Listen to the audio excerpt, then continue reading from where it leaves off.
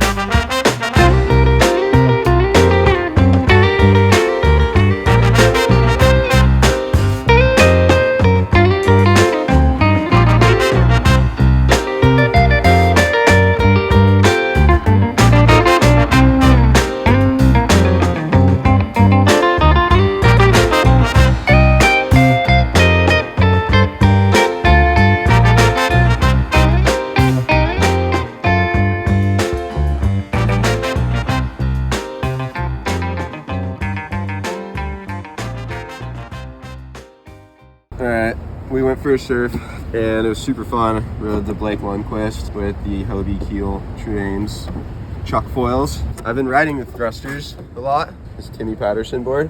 I was able to do the same turns that I would do on my shortboard. Also, I had more speed in the flat sections because the board's so flat and wide and big, wide, fat tail. It stays on top of the water really easy. There's only 2 fins in it rather than 3, so there's a lot less drag on the bottom of your surfboard too.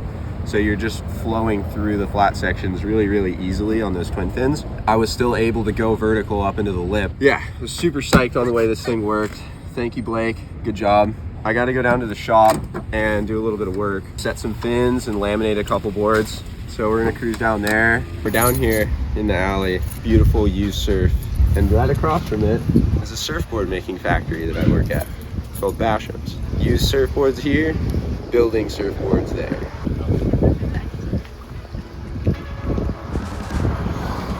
This is where all the boards come into me. Usually Anthony drops off airbrush boards. He airbrushes boards in the back. And then we get the white blades too. They all sit right here. And I go through and make sure they're not colored lambs, which is like colored resin tints. And if they are, then the fins get put in afterwards. This is Eric. He runs the shop. How's it going? This is a Brandon Regenovich board. You route the fins in it if there's no colored lamb. So, oh yeah.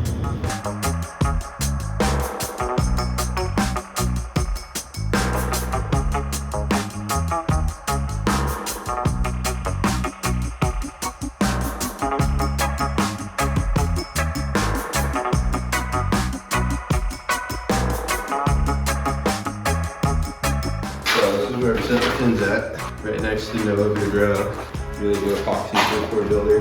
Mark Ellis is usually down here somewhere building surfboards. So this is a super cool place. A lot of history down in the alley. Pretty cool to work here.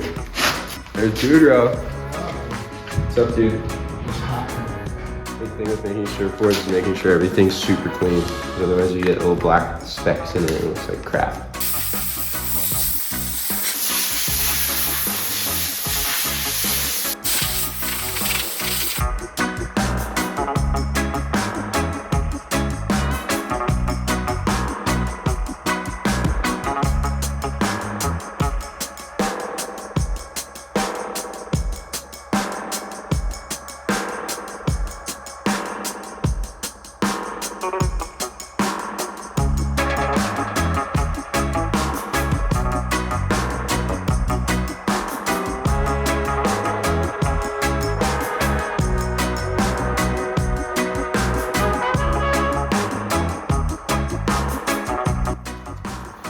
So we routed, we set, gotta let it kick, come back, we'll tape it, and then we'll laminate it. This one had time to dry, and now the resin, the fins are in there all tight, nice. Pull the fins out, and then let's go to the lam room. Now we're gonna laminate. So we're basically gonna put hard shell on the surfboard. Use cloth right there, saturated with resin, into the surfboard. There's the top coater and sander. He paints on resin, Plata, and then sands it.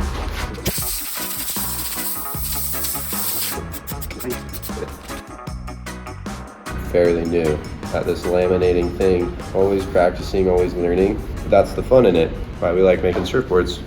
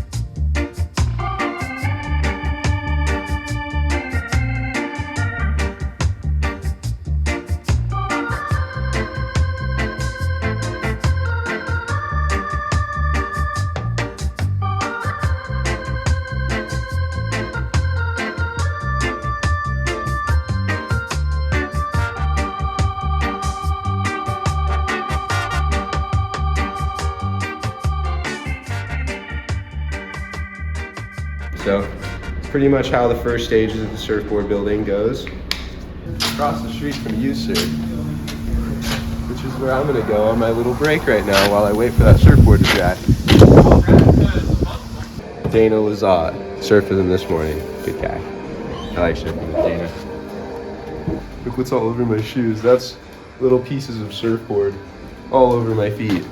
So basically what we just did You look at every single one of these surfboards, somebody, some human being actually had to go through. They had to get fin boxes routed and set to the perfect angle. They had to get cloth and laminate it to the surfboard like we just did.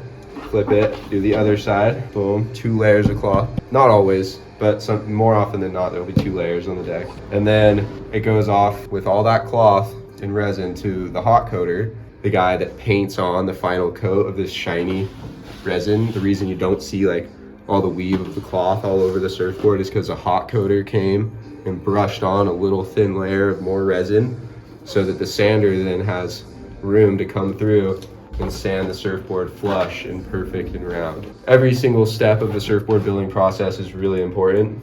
They all coincide with each other. If the fin setter does a terrible job, the laminator's gonna have a tough time, and then also the sander will have a tough time. Everybody needs to do their jobs right and well, and I'm still learning how to do it the proper way, but it's all a part of making surfboards. You're still learning. Next time you buy a surfboard, you better appreciate all the work that went into it. Like this guy, Eric Rimner, he does everything from start shaping the surfboard all the way until it finishes into sanding.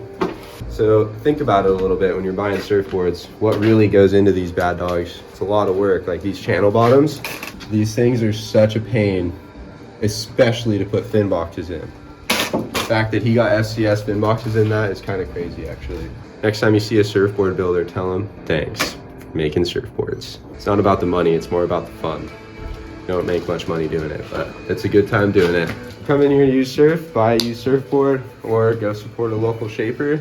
Thanks for tuning back in to episode 17. Bye. See you later. Have a good day. The tide to run, it's time to go. No reason to take it slow. Gotta get up, hit the road, and say what's up to Poncho. Go to the store.